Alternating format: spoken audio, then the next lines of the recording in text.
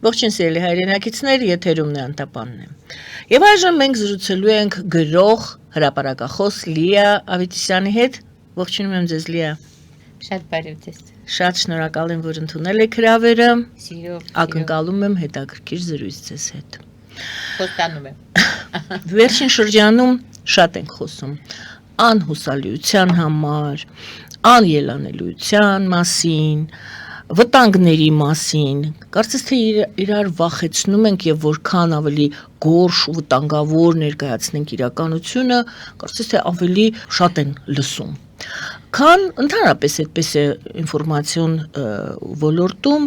եթե նկատել եք, ավելի շատ տալիս են, որտեղ ինչ պայթեց, որտեղ ինչ հրդեհվեց, բացասական ինֆորմացիան, որը բացասական էներգիա է ստեղծում, ոնց որ թե ավելի գերակշռում է հակառակը դրականը։ Եվ այսօր ես ուզում եմ ձեզ խնդրել, գուցե այսօր խոսենք այն մասին, թե ինչը կարող է ուրախացնել, քանի որ շատ դրական իրողություններ կան, որոնց կողքով մենք անցնում ենք,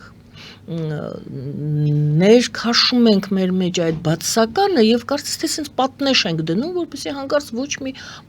լուսավոր, ոչ մի լուսավոր, ոչ ինֆորմացիա, ոչ իրողություն մեր մեջ չներթափանցի եւ այդպիսով ոնց որ թե այսպես մենք ինքներս մեզ պատժում ենք։ Այո։ Եկեք այսօր, եթե դեմ չեք, խոսենք այն մասին, օրինակ, ինչը կարող է ձեզ այսօր ուրախացնել։ Միշտ։ Մենք երջանիկ ազգ ենք։ Մենք ապրում ենք մի փոքրիկ երկրում, որի տարածքում կան 5 մայրաքաղաքներ, հնուց մնացած, Արտաշատը, Արմավիրը, Գյումրին, Գորիսը, Երևանը։ Գորիսն էլ ա եղել որոշ ժամանակ, Նժդեհի ժամանակ։ Եվ յուրաքանչյուր մայրաքաղաքը ոչ միայն կառավարչական ֆունկցիաներ ուներ, նա կառուցվում էր պատշաճ ձևով, որպես մայրաքաղաք։ Օրինակ, Արտաշատը կառուցվել է Գանիբալի հատակագծով եւ ինքն էլ հետևում էր, որ ճիշտ կառուցվի Արտաշես առաջինի ժամանակ։ Իհարկե հիմա քիչ բան այնտեղ մնացել, բայց ինչը որ մնացել է տրադիցիան է մնացել եւ պահպանվել է։ Օրինակ Արտաշատի թատրոնը դրամատիկական կառուցել է Ալեքսանդր Թամանյանի որդին, Գյորգի Թամանյանը իր նախագծով։ Բայց մեր ավանդույթը կա ճարտարապետական։ Մենք ուր գնում ենք, մենք անընդհատ մեր աչքը շոյում են հրաշալի ցանկապատները։ Օրինակ ազգային ժողովի, օպերայի, Կիևյան կամուրջի, ամենտեղ հրաշալի ցանկապատներ եւ մինչ օրս լավ խնամվող։ Ներկված եւ սև ներկով եւ բրոնզով ամեն շենքը հասարակ բնակելի շենքը 4 արգանի, 5 արգանի պատուհանների եւ բալկոնների դռների շուրջը քանդակագործ բարելիևներ։ Մեր ակադեմիայի շենքը վերևը երթիկ, ներքևը այդ 5 կամարները եւ էլի քանդակված պատեր։ Հայը պարզապես պատ կառուցել չգիտի։ Հայը պետք է այնպես կառուցի, որ աչքը շոյի եւ մենք պետք է նկատենք, որ շոյվենք։ Ես նկատում եմ, ես ուրախանում եմ։ Ինձ համար ամեն անգամ քաղաքով զբոսնելը երջանկություն է, որովհետեւ ես տեսնում եմ ոչ միայն իմ հայրենակիցներին, եւ ես տեսնում եմ այդ գանձերը։ Գիտես ոնց էր պապիկից մնացած ժառանգությունը, մենք բանի տեղ չտնենք, ապանում էր պապիկը ժամանակին բան սարքել, թողել է։ Բայց այդ հրաշքը, երջանկությունն է, այդ այն կրթությունն է, որ երեխան աչքը բացվում է, տեսնում է։ Ինքը տեսնում է, որ 4 բոլորդ պետք է գեղեցիկ սարքես։ Պետք է ներդաշնակության մեջ ապրես։ Ցավոք սրտի ես տեսնում եմ միտում հակառակի։ Օրինակ մեր հրաշալի կրկեսը քանդեցին, տեղը մի հատ ակվարիում դրեցին, որը չի գործում։ Այդ ակվարիումը նոր հյուրանոցի հողատկացնելու համար էր, թե ինչ էր, չգիտենք, բայց ամոթ պետք է գնահատենք, թե մենք շարքային երևանցիներս, գյումրեցիներս, արտաշատցիներս, թե յուրաքանչյուր կառավարիչ պետք է գնահատենք այն ինչը ստացել ենք նախնիներից, դա շատ կարևոր է։ Կարևոր է նաև այդ գիտես այդ վիզուալ կոմֆորտի մասին ենք խոսում, բայց կա ձայնային կոմֆորտ։ Վերջի անգամ ես երբ ես լսել Երևանի սիրուն աղջիկ։ Դուք երգերի մասին եք խոսում։ Այո, ձայնային կոմֆորտը, երգերը։ Մեր երգերը ուր են։ Ուր են, մոլ մտնում ես, տարբեր խանութները մտնում ես, ամենտեղ տարբեր, բայց նույն ունի ծնգլ, որ երաժշտություն չկա, մեղեդի չկա, բառ չկա, ռիթմ չկա։ Ինչի, ես խոսացնում եմ աղջիկներին տենց դեպքերում։ Իրանք ասում են մենք իրավունք չունենք ռեպերտուարը փոխենք, որովհետև ընդհանուր մի հատ հեռարձակող կա։ Ինքը պահանջում է, որ մենք այս ռեժիմին ենթարկվենք։ Էդու որ հայ ժողովրդից վեր է։ Հետո ես որ փոքր էի, մենք ապրում էինք Թումանյան փողոցում, այն դիմացի շենքում, հիմա դիմացը մեր հյուսիսային պողոտան է, իսկ այն ժամանակ փոքր խրճիթներ էին ցավ։ Եվ բոլորը պահում էին ղուշ։ Իսկ աղավնիները ծույլիկ են։ Իրանք որպես չգերանան, տերերը իրիկնամոտին իրանց հանում էին դուրս,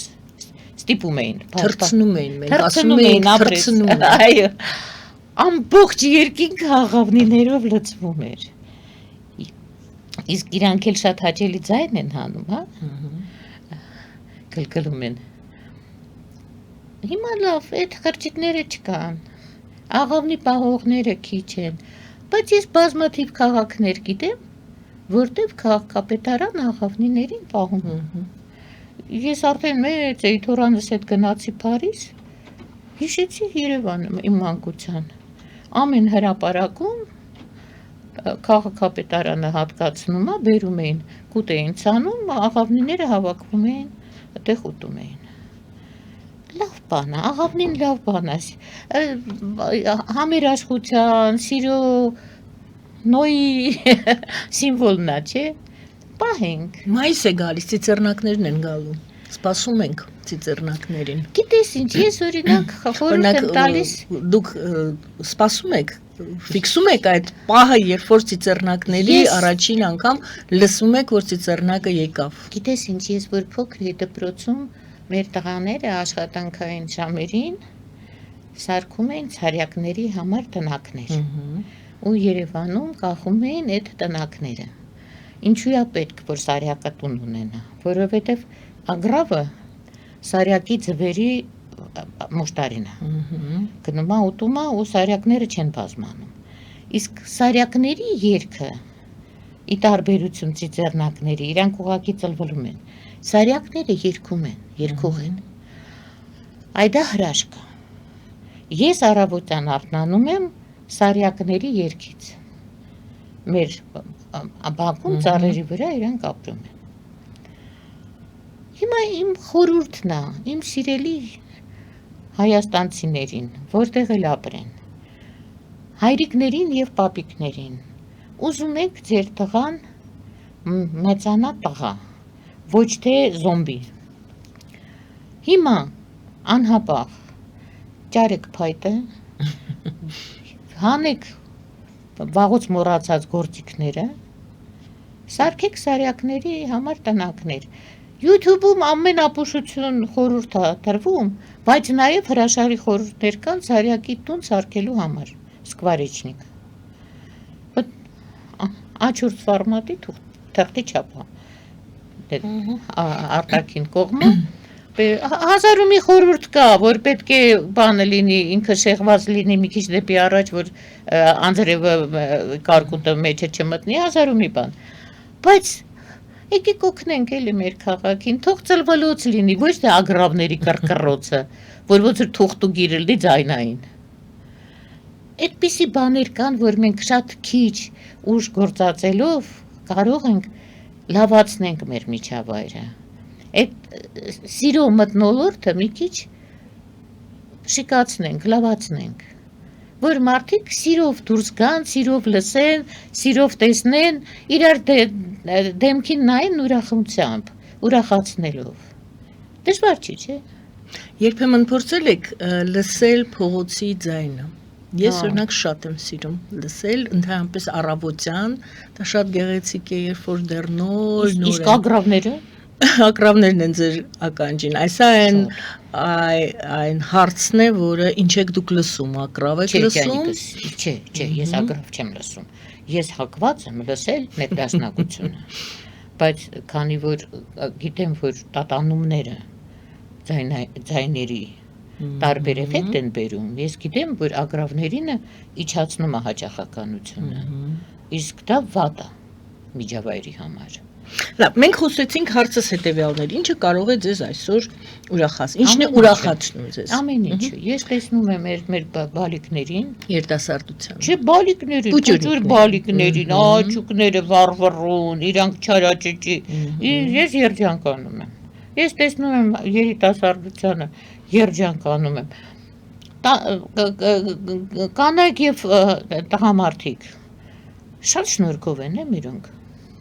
Գիտես, մի հրաշալի ջահել կին գիտեմ, որը արտասահմանցու հետ է ամուսնացած։ Հիմա իրանց մոտ հյուրեր էին եկել Իռլանդիայից։ Ու իրանց աղջիկը, իրանք քանակերում թե որտեղ վերևներն են ապրում։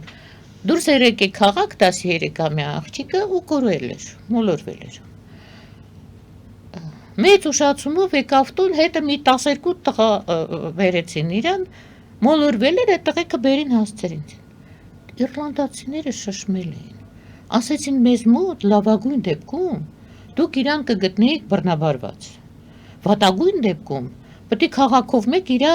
մասերը փնտրեիք, գտնեիք կտորտանքը։ Մեզ մոտ անհնար է, որ այսպիսի բան լինի, որ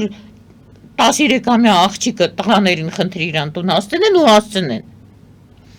Իսկ մեզ մոտ դա ամենուր է։ Ես մի հոդված կարդացի Facebook-ում ռուսկին էր գրում, որ Իրիկնամուտին հեռախոսը նստել էր, իսկ ինքը նոր էր եկել Հայաստան, տեղ էր բնակարան էր վարձել ու չէր հիշում տունը ոնց գտնի։ Ասում է, տեսնում եմ հետևիցս տղեկ են գալիս։ Ամենավտանգավոր տարիքային խումբն է։ Ասում է, ասեցի, ինչ անեմ, ճար չկա, հարցրեցի իրանց։ Իրար մեջ սկսեցին արագ-արագ հայերեն խոսել։ Հետո մեքենա կանգնացրեցին, մեջից թափեցին էլի այսքան տղեկ, էլի արագ-արագ հայերեն խոսում էին, չէին հիշում։ Հետո եւս 3 աղջիկ բռնեցին փողոցում ու բոլորով ինձ բերեցին, հասցրեցին այդ տան մոտ։ Ասում է, ես ասացի, հա, ես տունը շնորհակալ եմ, իրանք ասեցին, չէ, սպասեք, մենք ձեզ միջև մուտքը հասցնենք, որ մենք հանգիստ լինենք։ Այս բանը աշխարհում ոչ միտեղ չկա։ Այդ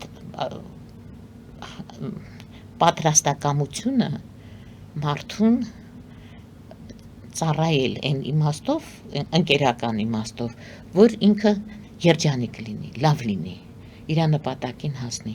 Չկա այդպես բան աշխարհում։ Ոչ միտեղ։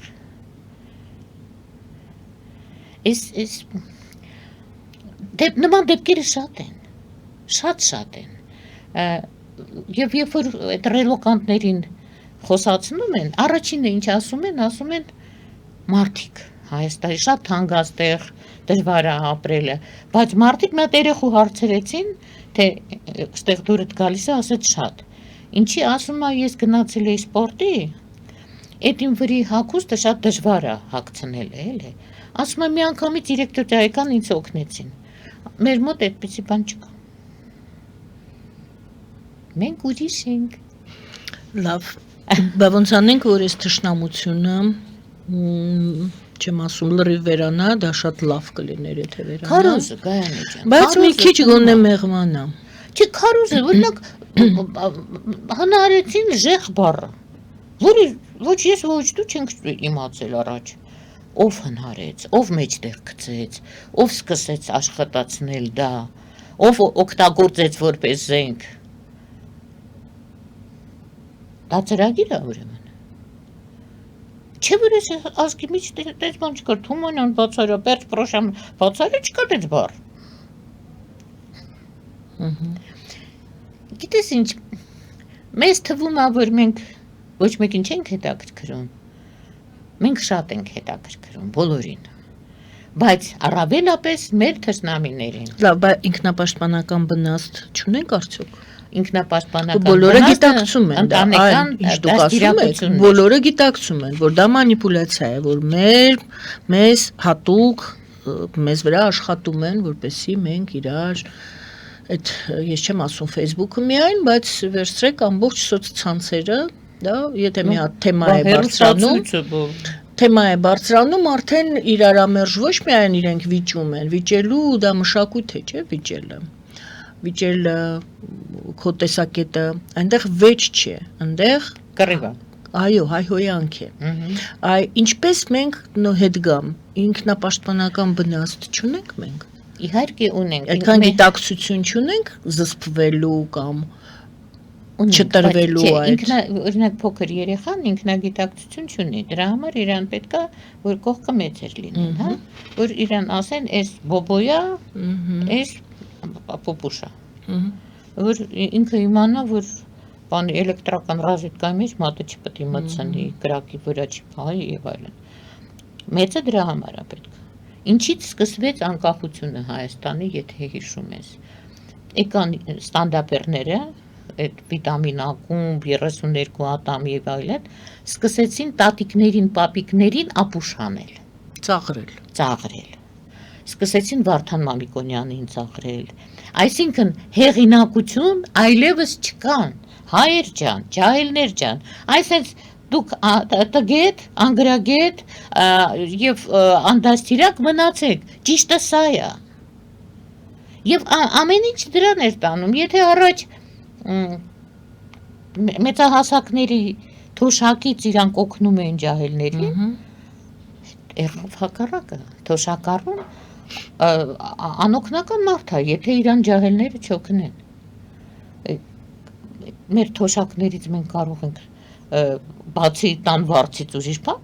անենք, ոչ մի բան։ Դա հազիվ հերիքում է, լույսը ջուրը բնակվարձը։ Այսինքն մեծերին դրեցին կախման մեջ ջահելներին տվեցին անկախություն մեծերի կարծիքից։ Ու գնում է։ Դպրոցը զրկեցին դաստիարակելու իրավունքից։ Դպրոցը իրավունք չունի դաստիարակելու։ Ինչ ասել է դաստիարակելու իրավունքից զրկեցին, բացատրեք։ Դաստիարակելու այնա, որ մենք սովորում ենք, նույնիսկ փողոցի կանոնները շարժվելու, որ կանաչ լույսը տալիս են նոր պետք է անցնես փողոցը, կարմիրի վրա պետք է կանգնես։ Այդ դաստիարակչական դասի ժամանակ էր։ Հիմա չկա։ Այն որ պետք է ներկա մարդու մասին չասես ինքը։ Ամոթ պետք է ասես տիկին Գասպարյանը կամ պարոն Պետրոսյանը չես իրավունք չունես ասում ինքը ասեց իսկ մենք խանութներում շատ հաճախ տեսնում ենք հա գործակատարների վարքը 1000 ու մի սենց նրբություններ որ մենք անցնում ենք դպրոցում որ ընկերությունը անհրաժեշտ բան է, որ դու կայանաս եւ մարդ դառնաս, որ ուժեղ աշակերտը պետք է պարապի թույլի հետ։ Ոչ թե ծնողները փող տան դաս ուսուցման համար եւ պարապում ենք։ Մեր դասարանի տղեկի հետ կռվում էի, հենց շարադրության օրը գալիս էր, իրենք հերթով գալիս հերթեին կանգնում իմ հետ նորից ընկերանալու, որովհետև գիտեին, որ պատրաստ ենք իրար օգնել։ Եվ հակառակը, օրինակ, սպորտից ես թույլ էի, երբ որ խաղում ենք խմբակային սպորտային խաղեր, մեր ուժեղ երեխեքը ասում են լիարի իմ թիմը։ Ինչն են կորցրել։ այդ դեպքում, եթե ինքնապաշտպանական բնազդը ասում եմ, ոնց որ թե դրա այդ թեմայով չխորացանք, բնազդ ոնց որ թե չունենք,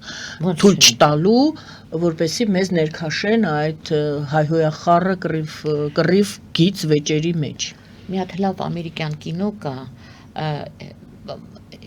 Բորնի ինքնությունը, իդենտիֆիկացիա Բորնը։ Մի հատ ամերիկյան սպա, բանի CIA հանձնարարություն ստանում աֆրիկյան առաջնորդի սպանելու։ Ինքը մտնում է իր շոքենավը եւ երբ որ իր խցիկն է մտնում, տեսնում է, որ այդ մարդը քնած է, երեխան ծոցն է։ Ու ձեռը չի գնում, որ սպանի երեխան մոտնա։ Վերջ իրան բացահայտում են, կրակում են, ինքը վիրավոր ընկնում է ծովը եւ ալիքները բերում են իրան ափ։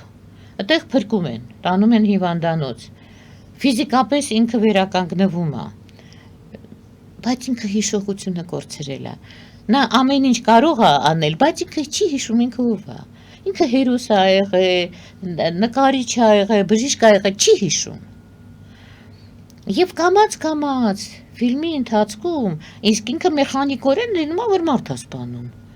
Ռեակցիան այդպեսին է, որ վտանգ է տեսնում։ Չգիտի, որ ինքը ՑՌՈ-ի մարդասպան էր։ Կամաց կինոյի ընթացքում ինքը բարձաբանում է, հայտնաբերում է, թե ինքը ով էր։ Ինքը ինչի համար էր ծառայում եւ ինչու էր այդպես պատահել եւ արդյոք կա ուրիշ կյանք։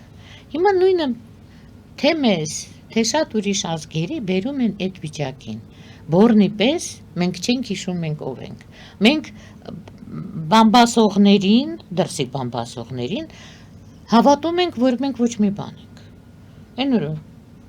բանով YouTube-ով տեսնում եմ մեկը ստեղ հայկական անուն ազգանունով մարդ։ Տալիս է ադրբեջանական կայքին հարցազրույց։ Ասում է դե հայերենը 150 տարվա լեզու է, էլի, ինչ հայերեն։ Հայն է ասում։ Ինքը հայի անուն ազգանուն ունի։ Այդ անուն ազգանուն ունենալը դեռ բայց հայի անուն է հանը, ինքը հաղորդումներ է կարում։ Բայց ասում է մեկը կար, մի հատ գնչու տղա էր, հայերը չեն հիշում, սիրում դրա մասին խոսել։ Այդ գնչուն տղան իրանց տվեց այդ լեզուն, դա ով էր։ Խաչատուր Աբովյանը։ Այսինքն բաներ են հասկանում ես տեղի ունենում։ Խաչատուր Աբովյանը գնչու տղա։ Հիմա դրան բռնես, ծեծես, անիծես, ինչ անես այդ նիգաջային։ Երբ որ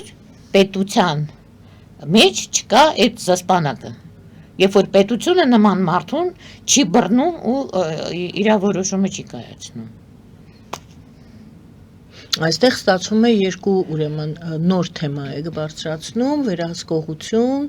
սահմանափակում, դեմոկրատիան վատ է, ավտորիտարիզմը լավ է։ Այդ մեջտեղի ոսկե միջինը որն է։ Այս դեմոկրատիա է, երբ որ ինձ վիրավորում են, ես հայ եմ։ Ինձ վիրավորում են, ասում են դու սահմանը որտեղով է անցնում։ Մի կողմը դեմոկրատիա, ճիշտ է, ով է սահմանում այդ ճիշտը եւ չէ, իսկապես ավտորիտարիզմը եւ ուրեմն ժողովրդավարությունը։ Մեջտեղը գիծ կա։ Ես կարծում եմ, որ մենք ժողովրդավարություն բառը դարձրել ենք ֆետիշ եւ դրա հետեւը շատ ավելի բան ենք պատկերացնում, թե քան կա այսօր։ Օրինակ, այսինքն ժողովրդավարության, ես մի քիչ այլ թեքեմ ուրիշ ուղղությամբ, ժողովրդավարության անվան տակ ամենաթողությունն է։ Այո, ապրես, այո։ Դա ժողովրդավարություն չէ։ Իրականում։ Ընկեր Տրամպը բանը գենդերների վերջը տվեց, շատ հասարակ որոշումով, տղամարդ կակին, վերջ։ Բայց ինչքան ներվ ենք մենք քայքայել գենդերային օրենքի դեմ։ Ես ինֆարկտ ստացա այն ժամանակ։ Ինչա որ իրանք ուզում էին, որ անպայման Հայաստանում գեյ պարադ լինի։ Դες բաներ կան, հասկանում ես, գրել են բանի տրանսպարանտի վրա դեմոկրատիա ու դրա քողի տակ ինչ այլանդակություն ասես անում են։ Այն բաքսեր աղջկա քիթ մռութը որ պամիդոր սարքեց բաքսեր տրանսգենդերը։ Այդ դեմոկրատիայի քողի տակ էր, չի արվում։ Օլիմպիական խաղերին Ֆրանսիայում։ Դեմոկրատիա։ Տրանսգենդերն էլ կարող է մասնակցի, բայց տրանսգենդերը տղամարդ էր։ Այդպես հեշտ է։ Ձևանում ես տրանսգենդեր, բայց կանանցերը անիծում ես։ Բայց կանանցը շահերն ես իբր թե պաշտպանում, չէ՞։ Այս խաբեբաները մտել են ոչ միայն քաղաքական դաշտ, մտել են ամենուր։ Մտել են նաև դպրոց, որտեղ կան պատմության եւ հասարակագիտության ուսուցիչներ, որոնք նույնպես նսեմացնում են մեր պայծառ անցյալը, մեր եւ պայծառ էությունը։ Շատ բաներ հիշում ենք, չէ՞, երբ որ այն կինը եկավ Կանադայից, հայ կինը, եւ Կարմիր խնձորի թաղումը կազմակերպեց։ Ինչ էր խանգարում Կարմիր խնձորը իրան Կանադայում նստած։ Շատ հրաշալի ավանդույթ է իմիջիալոց։ Կարմիր խնձորը գիտես ինչի համար է։ Հաջորդ օրը, երբ որ գալիս են աղջկա ծնողների մոտ, խնամիները, գալիս են միայն կանանց դելեգացիան է գալիս։ Կիսուրը, տալերը, հարսերը, մյուս գալիս են կարմիր խնձորով, կարմիր գինիով եւ այլն եւ շնորհակալություն հայտնում, որ առաքինի էր, կույս էր աղջիկը։ Բայց իրականում կանանցով քեֆ են անում։ Այդ երբ որ կանայք այդ չեն զսպում տղամարդկանց կողմից, իրենք սկսում են խոսել ջահելների ինտիմ փոքրիկ գաղտնիքների մասին։ Դե տղաս այս ճաշը չի սիրում, զզվում է, աղջիկա 10 հանկարծ չսարքի։ Կիսուրը եթե ասի, այդ աղջիկը կնեղանա, բայց մաման իրան եթե հասկացնի, այդպես կլինի։ Կամ աղջիկս այս բանից վախում է, ասա հոթը հանկարծ այս բաներ չանի։ Հիշում են իրանց մանկությունը, երեխեքի, մերձենում են, դառնում են ընկերուհի։ Կարմիր խնձորը դրա համար է։ Ոչ թե ինչպես Աֆրիկայում վերցնում են պաստառի վրա արյունն են քսում ու կախում բակում։ Այս մի հրաշալի տոնակատարություն է,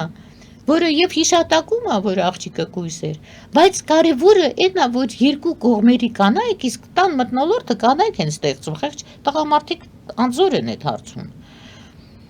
Կանայք մերձենում են, իրար պատմում են փուճուրիկ բաներ, միասին ուրախանում, անեկդոտ պատմում, կոլեկտիվ արդեն։ Վաղը մյուս օրը բան պատահեց, խնամուն կարող է հանգիստ զանգել, ասի Մանուշակ ջան, սենց բան կա, խնդրում եմ դու բան արա, էլի։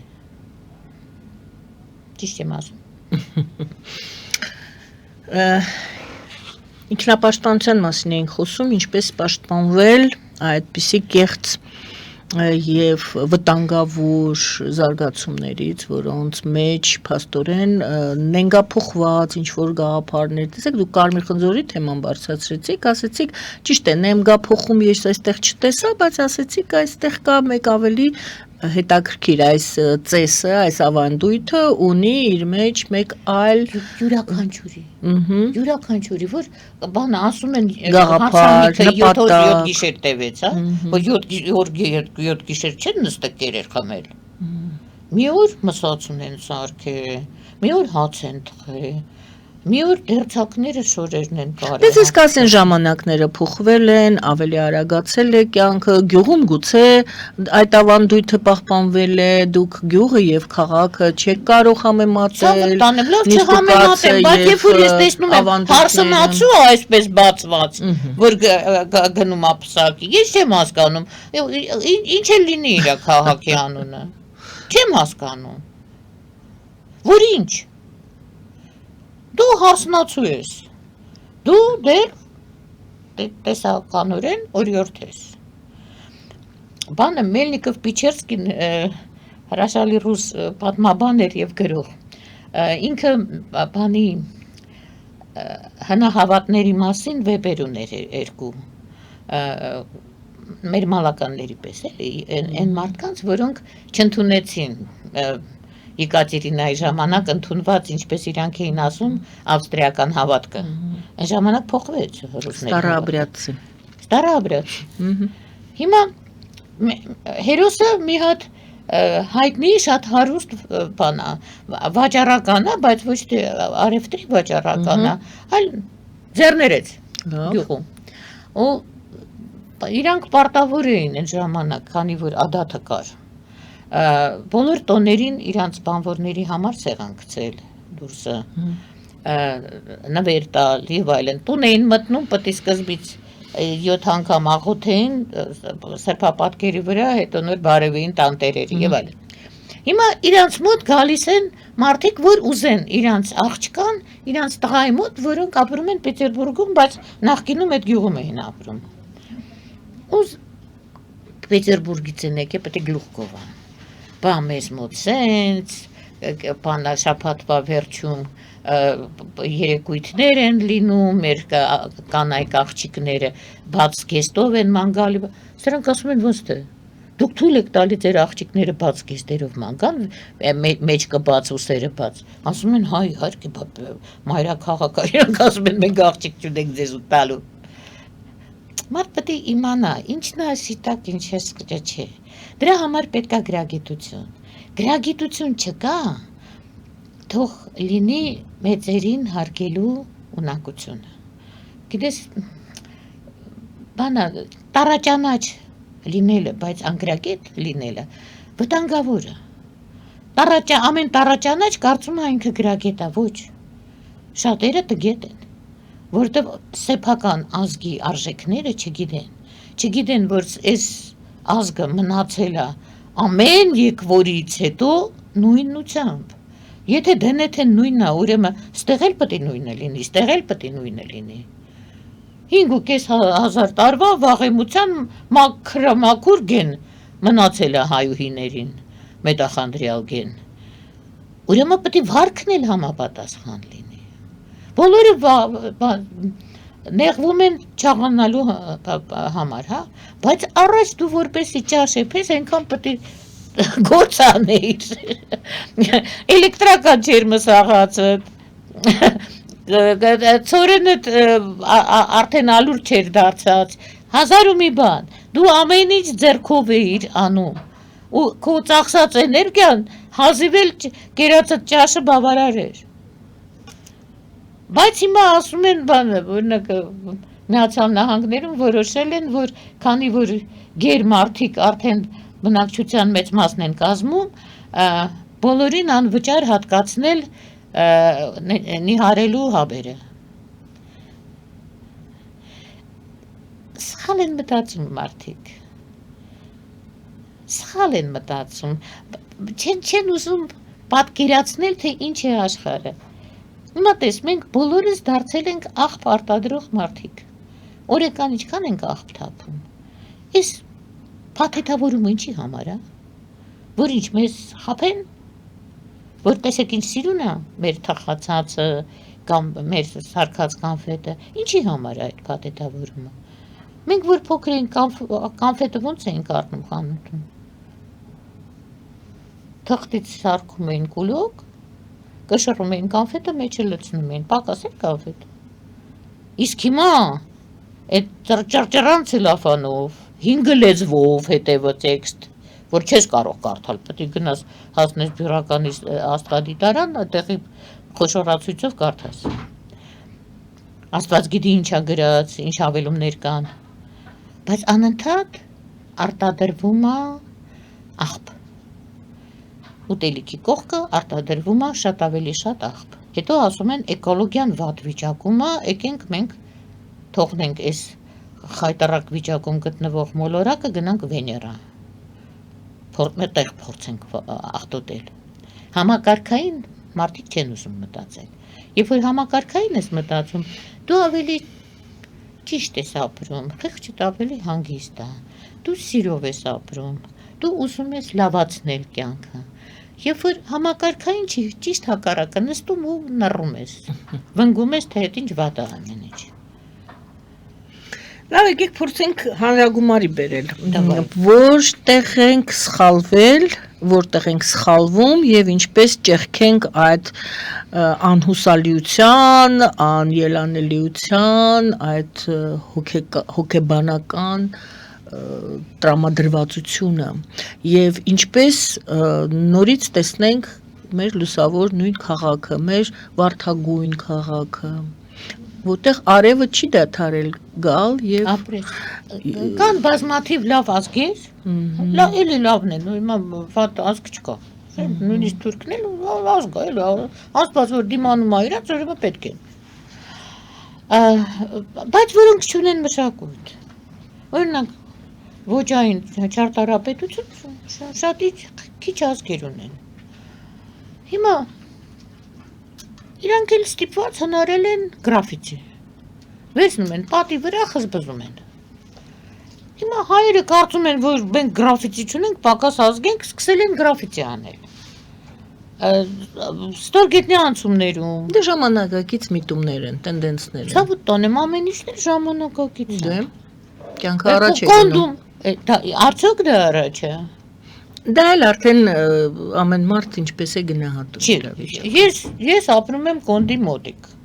Երբ որ ես կոնդում այդ կապիկությունը տեսնում եմ, ես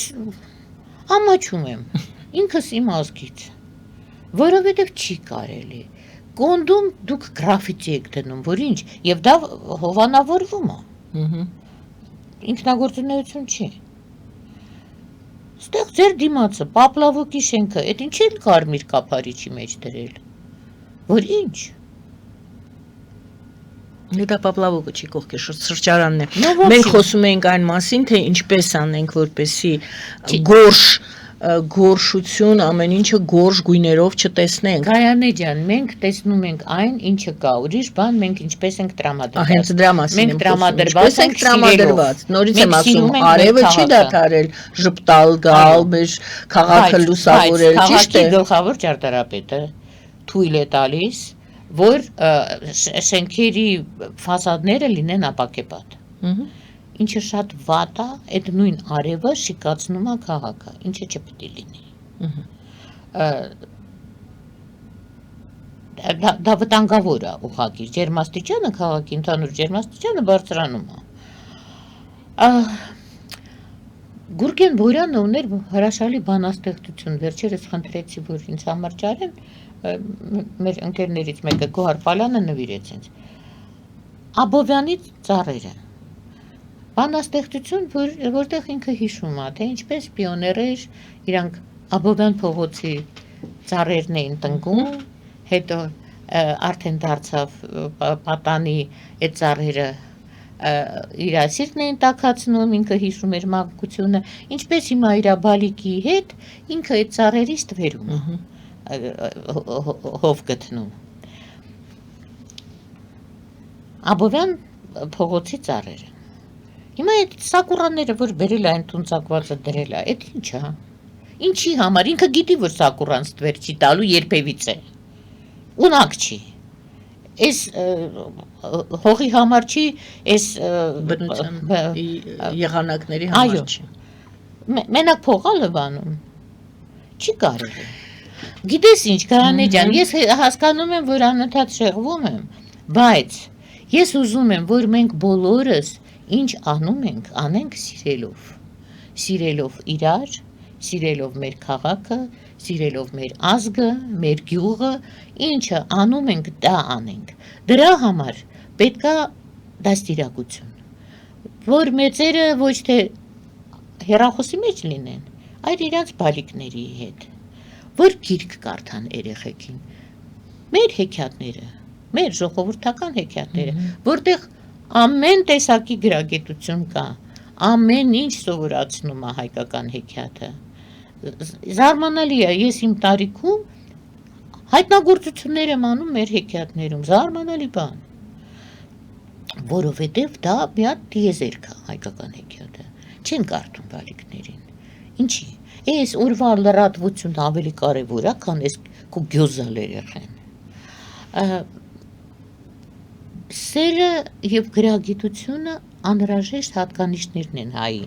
ինչը միշտ եղել է։ Եվ պետք է պահպանենք դա կարևոր հատկանիշ է։ Կան տեսակներ, որոնց դա պետք չի։ Ինքը ասենք թե անգլիացի, ինքը կանգնում է, ասում է, ես անգլիացի եմ, ուրեմն ամենալավն եմ։ Սաղատ ինչ ուզում եք եղեք։ Ինձ նախանձեք։ Իմ թագավորը նույնիսկ Կանադայի թագավորն է, թող ոչ ոք չփորձի։ Կանադան իրան միացնի, չէ։ Կա առասպել, վավերացված առասպել եւ պահպանվում է։ Հիմա մենք ճիշտը ունենալով չենք պահպանում։ Իհարկե դժվար է մեր դեպքում, որովհետեւ մեր դեմ շատ են աշխատում։ Շատ ուժեղ քաղաքական ուժեր, բայց պետք է անենք, պարտավոր ենք։ Տղամարդ ես, կա ասացվածք, չէ, պետք է տուն շինես, ծառ տնկես, տղա մեծացնես։ Եթե դա չես արել, ուրեմն դու ունակ ես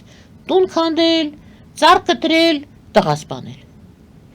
Այդպես է։ Մեր տղաները անբան թափառում են, չեն ամուսնանում։ Ես հասկանում եմ, որ նյութապես դժվար է։ Ասում են, սպասի թող կայանա։ Կայանալը փողով է, ոչ։ Ես ամուսնացել եմ, մենք վարձով ենք ապրել երկար ժամանակ, մինչև ստացանք բնակարան պետությունից։ Կայանալը փողով չի։ Բնակարան ունենալով չի, կայանալը որպես մարդ ես կայանում։ Ամուսնացի ընտանիքիդ բեռը դիրշալակատ, որ դառնաս տղամարդ։ Ծառ տնկի, տղա բեր։ Կողքից էլ 16 հատ աղջիկ։ Շնորհակալություն։ Շնորհակալություն սիրելի Լիա։ Շնորհակալություն սիրելի հայրենակիցներ։ Գրող հրապարակախոս Լիա Ավետիսյանի հետ էինք զրուցում։ Լիա ջան, վերջին հարցը։ Վերջին ես գիտեմ, որ դուք անընդհատ գրում եք եւ նոր գրքեր եք հրատարակում։ Վերջին ձեր գիրքը ո՞րն է, ինչի մասին է։ Այդ 9-րդ գիրքը բանի ուղղակի պատմվածքներ էին, այդպես ուրախ պատմվածքներ եմ գրել ժամանակին, իմի բերեցի։ Բայց հիմա սկսել եմ մի հատ գիրք, որը ինձ էլ է կակաս դարձրել, որովհետև այնուամենայնիվ ես հետազոտում եմ, նոր եմ գրում։ Ես համոզվում եմ, որ հայերենը նախալեզուն է մարդկության։ Այդ թեման է բարձրացրել։